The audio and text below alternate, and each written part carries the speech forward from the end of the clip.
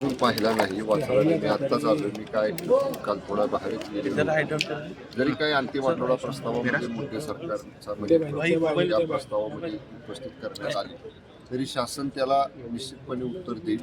ज्या ज्या विभागाशी निगडीत प्रश्न असतील विशेषतः आत्तापर्यंतची ही प्रथा परंपरा आहे की अंतिम आठवडा प्रस्ताव हा बहुतांशी विदर्भातल्या प्रश्नासंदर्भामधले विदर्भातल्या रखडलेल्या प्रकल्पांसंदर्भातले असतात. त्यामुळे या बाबतीत निश्चितपणे सरकार सकारात्मक त्याच्यावरती चर्चा करेल, चर्चेला सामोरं जाईल आणि नक्कीच विदर्भाला या अधिवेशनातला न्याय देण्याची भूमिका या अंतिम आठवडा प्रस्तावाच्या उत्तरातनं सभागृहाचे नेते विधानसभेचे आदरणीय फडणवीस साहेब आणि विधान परिषद सभागृहाचे नेते आदरणीय एकनाथजी शिंदे साहेब. काल उद्धव ठाकरे म्हटले, आज संजय राऊत असं म्हणतात की वेगळ्या विदर्भाबाबत भाजपचे कॅबिनेट मंत्री बोलत आहेत, मात्र शिंदेची शिवसेना आपली भूमिका मांडत नाही. आम्ही सांगितलेलं आहे, मगाशी सुद्धा सांगितलं, जेव्हा हा विषय समोर आला या अधिवेशनाच्या दरम्यान तेव्हा सुद्धा सांगितलं या संदर्भामध्ये आमच्या पक्षाची भूमिका, पक्षाचे मुख्य नेते, राज्याचे उपमुख्यमंत्री आदरणीय एकनाथजी शिंदे साहेब, सर्व वरिष्ठ नेत्यांच्या बरोबर पक्षातले नेते, उपनेते, पक्षाचे आमदार, खासदार, मंत्री या सगळ्यांच्या बरोबर आदरणीय एकनाथजी शिंदे साहेब चर्चा करतील आणि वंदनीय शिवसेना प्रमुख, हिंदू हृदय सम्राट, शिवसेना प्रमुख स्वर्गीय बाळासाहेब ठाकरे साहेब यांच्या विचारानं पुढे जाणारी आमची शिवसेना आहे. त्यामुळं जी भूमिका या संदर्भामधली वंदनीय शिवसेना प्रमुख, हिंदू हृदय सम्राट, शिवसेना प्रमुख बाळासाहेब ठाकरे साहेबांनी स्वीकारलेली होती त्या भूमिकेला अनुसरूनच आमची भूमिका अशी. मी सांगितलं ना, शिवसेना ही वंदनीय शिवसेना प्रमुख स्वर्गीय बाळासाहेब ठाकरे साहेबांच्या विचारानं चालणारा पक्ष आहे.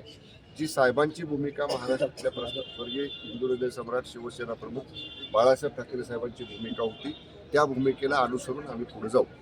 उद्धव ठाकरे वारंवार टीका करतायत, गुलामांना प्रतिक्रिया द्यायची नसते आणि गांडुळांना फणा काढायचा नसतो, अशा प्रतीची टीका त्यांनी केली. नाव घेतलं नाही पण एकनाथ शिंदेवर टीका केली. ते अजून त्या मालक आणि नोकर ह्या भूमिकेतनं उद्धव ठाकरे साहेब बाहेरच पडले. त्यांची काम करण्याची ही मानसिकता पहिल्यापासून आहे. मी मालक, बाकी सगळे नोकर.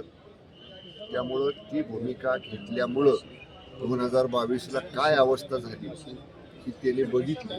2024ला काय झाली निवडणुकी ती सुद्धा बघितली. त्यामुळे उगाच तोंडाची वाफ घालवू नका म्हणा, कोणाला तरी गुलाम म्हणून, कोणाला तरी गांडूळ म्हणून. आम्ही बोलत नाही याचा अर्थ आम्ही काही करू शकत नाही असं नाही. आम्ही बोलतो कमी पण करून दाखवतो. 2 वेळा दाखवले, 22ला एकदा दाखवलं, 24ला एकदा दाखवलं. असंच उद्धव ठाकरे साहेब बोलत राहिले तर मग असे वारंवार त्यांना आम्हाला काही ना काहीतरी कृतीतनं करून दाखवावं लागेल. की विरोधी पक्षनेते पद द्या, अन्यथा उपमुख्यमंत्री पद रद्द करा. माननीय उद्धव ठाकरे साहेब, मी मागं सुद्धा सांगितलं, एका संविधानिक पदावर, मुख्यमंत्री पदासारख्या जबाबदार संविधानिक पदावर 2 वर्ष त्यांनी काम केलेलं आहे. त्यांच्या मंत्रिमंडळामध्ये सुद्धा उपमुख्यमंत्री पद होतं. मग ते संविधानिक नव्हतं का? मग तुम्ही कसं काय त्या उपमुख्यमंत्र्यांना तुमच्या मंत्रिमंडळामध्ये काम करू दिलं? आणि उपमुख्यमंत्री पद हे संविधानिक नाही अशा पद्धतीचा कुठलाही कायदा किंवा अशा पद्धतीचा कुठलाही न्यायालयीन निर्णय आतापर्यंत तरी आमच्या पाहण्यात नाही. त्यामुळे त्यांच्या काळात उपमुख्यमंत्री पद चाललं, ते त्यांच्या उपमुख्यमंत्र्यांच्या मांडीला मांडी लावून बसले आणि आता तेच उपमुख्यमंत्री पद त्यांना चालत नाही. म्हणजे हे परत एकदा मी सांगतो, लहान मुलांच्या खेळण्यात तू माझं काय घेतलंस तर मी तुझं दुसरं काहीतरी काढून घेणार. लहान मुलं जसं खेळताना भांडतात ना, तसं हा लहान मुलांच्या खेळण्यातल्या भांडण्यातल्या प्रकारासारखा आहे. आम्हाला विरोधी पक्ष नेता पद नाही तर तुमचं पण आम्ही उपमुख्यमंत्री पद काढून घेतो. असं लहान मुलांच्या खेळण्यातल्या भांडणासारखं भांडण करून योग्य नाही. जे तुमच्या काळात तुम्हाला चाललं ते आता का चालत नाही त्याचं उत्तर द्या म्हणा. आमदार हेमंत पाटील त्यांनी गंभीर आरोप केलेला आहे की इथे विधान भवनामध्ये येण्यासाठी 1,500 पासेस विकले जातात. बाजूलाच गडचिरोली आहे, त्यामुळे धोका आहे सगळ्यांना. या बाबतीत नक्कीच दखल माननीय विधानसभा अध्यक्ष महोदय आणि माननीय विधान परिषद सभापती महोदय घेतील. कारण हा सगळा परिसर, याचे कस्टोडियन, याचे प्रमुख हे माननीय पीठासीन अधिकारी साहेब असतात. त्यामुळे माननीय विधानसभा अध्यक्ष महोदय आणि माननीय विधान परिषद सभापती महोदय हे दोघं आदरणीय मंत्री आमदार महोदय हेमंत पाटील साहेबांनी जी काय मुद्दा उपस्थित केलेला आहे त्याच्या बाबतीत हे दोघं योग्य तो निर्णय घेतील. मलिकांना घेऊन सरकार दुटप्पी भूमिका घेत आहे असे विरोधक आता आरोप करू लागलेले आहेत. राज्य स्तरावरती मलिकांचा पाठिंबा चालतो, मात्र पालिकेमध्ये कुठेतरी नवाब मलिक नको कोण म्हटलं असं? अशी विरोधक टीका म्हणू दे ना, मी काय म्हटलं तुम्हाला, विरोधकांचं कामच आहे हो टीका करायचं.